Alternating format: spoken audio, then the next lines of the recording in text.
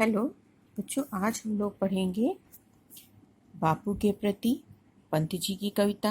यहाँ पर पंत जी ने कहा है कि महात्मा गांधी को के संपूर्ण व्यक्तित्व का वर्णन करते हुए कवि सुमित्रानंदन पंत जी ने भारतीय जीवन में उनकी व्यापकता के प्रभाव का वर्णन किया हुआ है और इस प्रकार से कवि ने उनका केवल वर्णन ही न करते हुए बल्कि अपनी भावांजलि समर्पित की हुई है।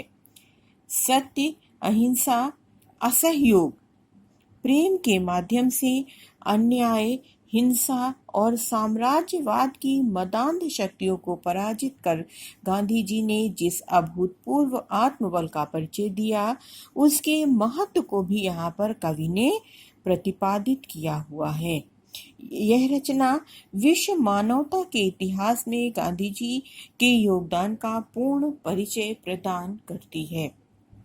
ठीक है, तो यहाँ पर बच्चों ये जो कविता है बापू के प्रति, तो इसमें कहा गया है कि तुम मांसहीन, तुम रक्तहीन, हे अस्थिशेष तुम अस्थिहीन, तुम शुद्ध बुद्ध आत्मा केवल, हे चिर पुराण, हे चिर नवीन, तुम पूर्ण इकाई जीवन की, जिसमें असार भव शून्य लीन, आधार अमर होगी जिस पर भावी की संस्कृति समासीन।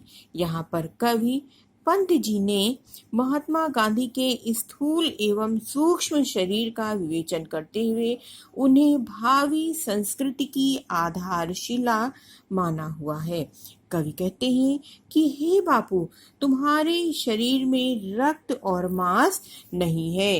हे तुम मांसहीन, तुम रक्तहीन, कि हे बापू तुम्हारे शरीर में मांस और रक्त नहीं है। तुम्हारे शरीर को देखने से ऐसा प्रतीत होता है कि केवल हड्डियों का ढांचा और अस्थि पंजर मात्र ही तुम्हारा शरीर है, किंतु तुम शुद्ध बुद्ध आत्मा केवल, कि तुम सभी विकारों से दूर हो और बिल्कुल जो है तुम पवित्र आत्मा वाले हो। शुद्ध बुद्ध, तुम पवित्र आत्मा वाले मनुष्य हो, व्यक्ति हो।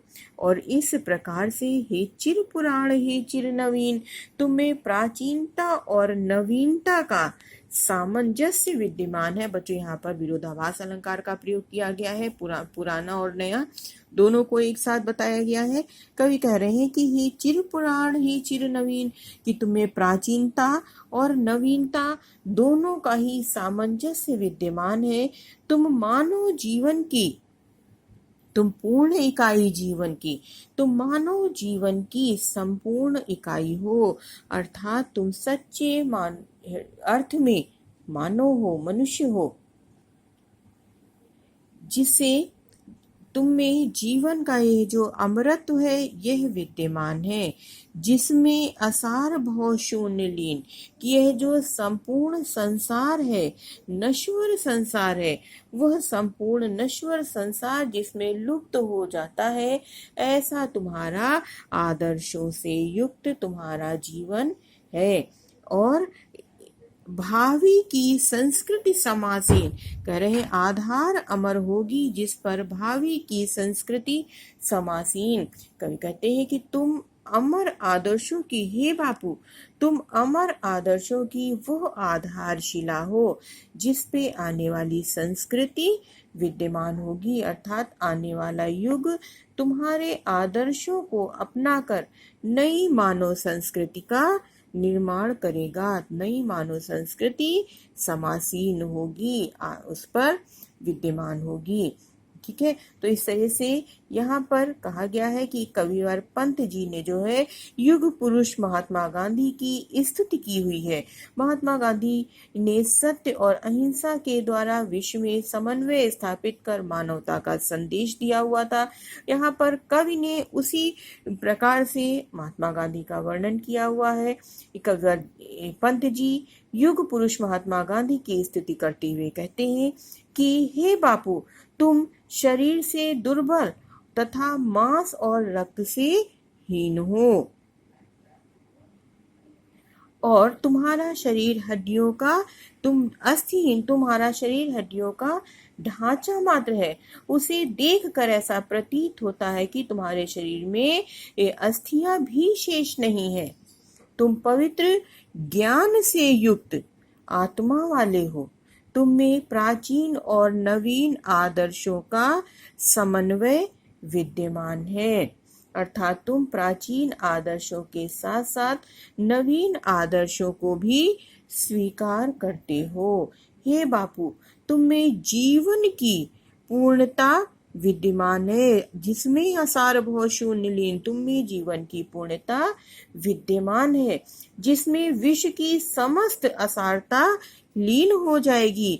कितना भी ज्ञान हो, विद्वान हो, सब उसमें लीन हो जाएगा। हे बापू, तुम्हारे ही जीवन के आदर्शों पर भविष्य की संस्कृति और सभ्यता निर्भर होगी। इसके आगे यहाँ कहा जा रहा है, तुम मांस तुम ही हो, रक्त अस्थि निर्मित जिनसे नवयुग का तन। तुम धन्य तुम्हारा निस्व त्याग है, विश्व भोग का वर साधन। इस भस्म काम तन की रग से जग पूर्ण काम नौ जग जीवन। बीनेगा सत्य अहिंसा के ताने बानों से मानवपन। यहाँ पर कवि कहते हैं, महात्मा गांधी को ही संबोधित करते हुए कवि कहते हैं कि जिस प्रकार मांस, रक्त तथा हड्डियों से शरीर का निर्माण होता है, उसी प्रकार तुम्हारे सत आदर्शों से नौ युग का निर्माण होगा। नौ युग का तन, नए युग के शरीर का निर्माण होगा। तुम और तुम्हारा निस्व त्याग, तुम धन्य तुम्हारा निस्व त्याग, तुम और तुम्हारा निस्वार्थ त्याग जो है वह भी धन्य है विश्व भोग का वर साधन। तुम्हारा निस्वार्थ भावना से किया गया त्याग ही मानव जाति के कल्याण का कारण बनेगा। इस भस्म काम तन की रज से जग पूर्ण काम नौ जग जीवन। और कवि कहते हैं, यह नवीन जगत अब अपनी इच्छाओं और भावनाओं को भस्म करके उसकी धूल से ही जग पूर्ण काम नौ जग जीवन। बीनेगा सत्य अहिंसा के ताने बानों से मानवपन। कह रहे हैं, कवि कहते हैं कि इस प्रकार से यह नवीन जगत अपनी इच्छाओं और भावनाओं को भस्म करके उसकी धूल से ही सत्य और अहिंसा के सिद्धांत को प्राप्त करेगा। सत्य और अहिंसा के सिद्धांतों के ताने बानों को वह बुनेगा, उसको प्राप्त करेगा। इस प्रकार से मानव जीवन सुखी और समृद्ध तभी बन सकेगा। ठीक है बच्चों, इतना आपको समझ में आ गया होगा। आशा करते हैं, उम्मीद करते हैं कि इतना आपको समझ में आ गया होगा। यहाँ पर काव्य सौंदर्य जो है, यहाँ पर कवि ने युग पुरुष महात्मा गांधी के प्रति अपनी श्रद्धा को व्यक्त किया हुआ है। कवि ने गांधी जी के आदर्शों को श्रेष्ठ मानकर उन्हें विश्व एकता में सहायक बताया हुआ है। ठीक है, अलंकार में आपको बताया है, उल्लेख अलंकार है, विरोधाभास अलंकार का प्रयोग किया गया है, यमक अलंकार है और रूपक अलंकार है। इस तरह से यहाँ पर अलंकारों का भी प्रयोग हुआ है। और पंत जी की जो भाषा है, ये आप सभी जानते हैं, संस्कृत निष्ठ खड़ी बोली का प्रयोग पंत जी ने किया हुआ है।